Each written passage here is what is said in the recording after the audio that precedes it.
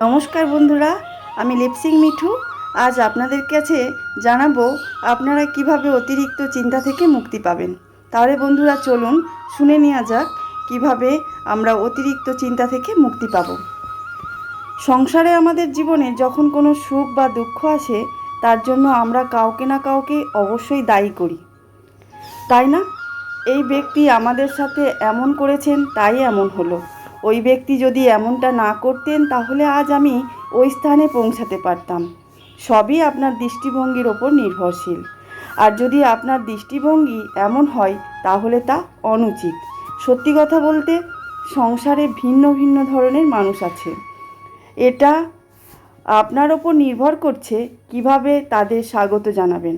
একবার ভাবুন, আমি আমার দুটো হাত সামনে নিয়ে এলাম, দুটো মুঠো খুলে দিলাম। দুই প্রকার মানুষ আসবে, কিছু না কিছু দিয়ে যাবে। এই মুঠো যদি আমি বন্ধ করে দিই তাহলে না কেউ কিছু আমাকে দিতে পারবে, না আমার কিছু যাবে আসবে। নিশ্চয়ই বুঝতে পারছেন এই দু ধরনের ব্যক্তি কারা এবং তারা কি দিয়ে যায়।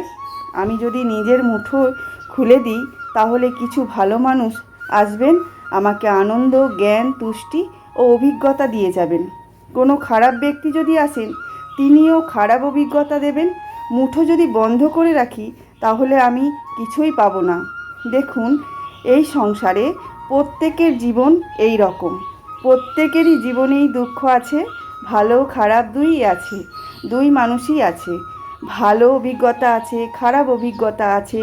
নির্ভর করছে আপনার ওপর যে আপনি কি করবেন, এনাদের সাথে মিশে কার থেকে কি লাভ করবেন, কি নিতে পারবেন, আর কোন দৃষ্টিভঙ্গি নিয়ে অগ্রসর হবেন। এটাই নির্ধারণ করবেন যে আপনার জীবন কেমন হবে। জীবন কখনো কোনো ব্যক্তি নিজের লক্ষ্য প্রাপ্তির জন্য নিরন্তর পরিশ্রম করতে থাকেন, তখন তিনি কষ্ট অনুভব করে, কখনো শারীরিক কষ্ট, কখনো মানসিক কষ্ট। আবার অন্য আর একরকম মানুষ আছেন যিনি একদমই পরিশ্রম বা চেষ্টা করেন না, তিনি বিলাসিতায় দিন যাপন করেন, অলস প্রকৃতির হয়ে ওঠেন, ভাবেন তিনি সুখ লাভ করছেন। কিন্তু এমনটা কেন হয়? যখন আমরা সৎ পথে থাকি, লক্ষ্য প্রাপ্ত করার জন্য চেষ্টা করতে থাকি, তখন আমাদের ভেতরে থাকা নেতিবাচক শক্তি পাপ দেহকে দূর করে, আর এই অনুভূতিটাই আমাদের দুঃখের অনুভূতি দেয়। এবার সেখানে যদি আমরা কুপথে চলি, অনুচিত পথে চলতে থাকি, তাহলে আমাদের ভেতরে থাকা পূর্ণ এবং ধনাত্মক শক্তি আমাদের দেহ ত্যাগ করে। তখন আমাদের সুখের অনুভূতি হয়। এই সুখ কখন আসে আমাদের জীবনে? কিন্তু কখনো ভেবেছেন এই সুখ বেশি দিনের সময়ের জন্য থাকে না? সেই জন্য সবসময় মনে রাখবেন, যদি আপনি জানেন যে এটাই আপনার লক্ষ্য, এটাই আপনার উচিত পথ, শুভ পথ, তাহলে নিরন্তরভাবে এগিয়ে যেতে চেষ্টা করুন। এই কষ্ট আপনাকে সুখের পরাকাশে পৌঁছে দিতে পারে। জীবনে সবসময় চেষ্টা করবেন যাতে আপনি আরও বেশি কিছু করতে পারেন, শ্রেষ্ঠ হয়ে উঠতে পারেন সবার কাছে। আপনি নিজে যে স্থানে আছেন সেটাকে ছোট মনে করবেন না। সবারই নিজস্ব একটা মূল্য আছে।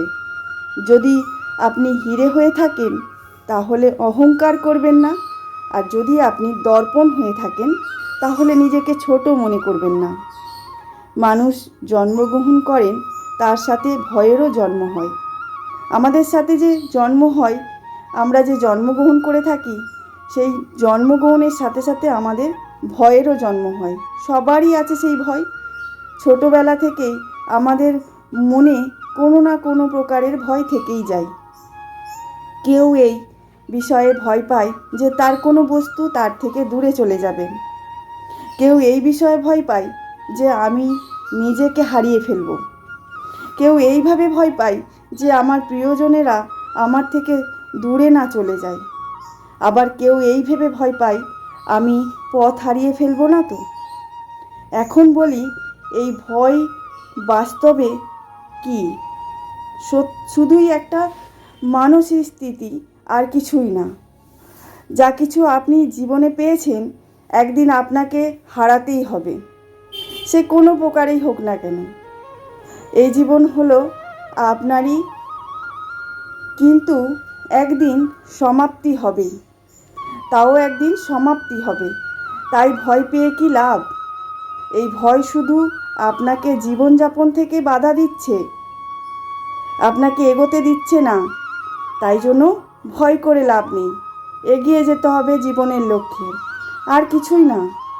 পথ হারিয়ে ফেললেই বুঝতে পারবেন নতুন পথ কিভাবে বানানো যায়। কিছু মানুষকে জীবন থেকে হারালে তবেই বুঝবেন যে আপনার জীবন কতটা মূল্যবান।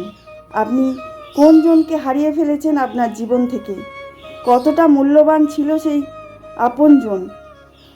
ভয়েরই কারণে ভীত হয়ে থাকবেন না। এই তারা, নক্ষত্র অন্ধকারের অভাবে গুরুত্ব হারায়। শিবকেও মহাদেব হতে হয়েছিল, হবার জন্য বিষ পান করতে হয়েছিল, তবেই তিনি একটা শ্রেষ্ঠ মানুষ হিসাবে আমাদের এখানে পরিচিত, আমাদের শ্রেষ্ঠ মহাদেব। প্রত্যেক পরিস্থিতি, প্রত্যেক সাফল্য আপনার থেকে পরীক্ষা নেবে, আপনাকে যাচাই করতে চাইবে যে ইনি এই কাজটা পারবেন কি না। তাকে বারে বারে বাধা দেওয়া হবে যে তিনি এই কাজটা ঠিকঠাক করতে পারবেন কি না। তাতে উত্তীর্ণ হওয়া হলো আপনার কর্ম। আপনাকে চেষ্টা করতে হবে ওর থেকে আপনাকে উত্তীর্ণ হওয়ার। যখনই আপনি ভয় পাবেন বা সংকটের সম্মুখীন হবেন, তখনই সাহসের সাথে তার সম্মুখীন হবেন, তার মোকাবিলা করতে হবে। ভয় পেলে হবে না, ভীত হলে হবে না। মনে রাখবেন, যে সম্মুখীন হতে জানে সাফল্য তার সাথে, অবশ্যই সাফল্য পাবেন। ভয় পেলে চলবে না। সব সময় থাকে এই আমাদের ভয়। আসুন আমরা সবাই একসাথে ভালোবেসে বলি জয় শ্রীকৃষ্ণ, রাধা রাধা। তাই বন্ধুরা, দ্বারা যদি কোনো ভুল কথা হয়ে থাকে অবশ্যই আমাকে মার্জনা করবেন, ক্ষমা করে দেবেন। ভিডিওটা ভালো লেগে থাকলে অবশ্যই লাইক, কমেন্ট, শেয়ার করতে ভুলো না বন্ধুরা। আমার পাশে থেকো, আর নতুন বন্ধুরা একটু আমাকে বন্ধু করে নিয়ে পাশে থেকো। পুরনো বন্ধুরা তো আমার পাশেই আছেন, অবশ্যই আপনাদেরকে অসংখ্য ধন্যবাদ। আর এই অমৃতবাণী শেষ করলাম, দেখা হচ্ছে পরের ভিডিওয়। নমস্কার বন্ধুরা, ভালো থাকবেন, সুস্থ থাকবেন, আর আমার সাথে থাকবেন। টাটা।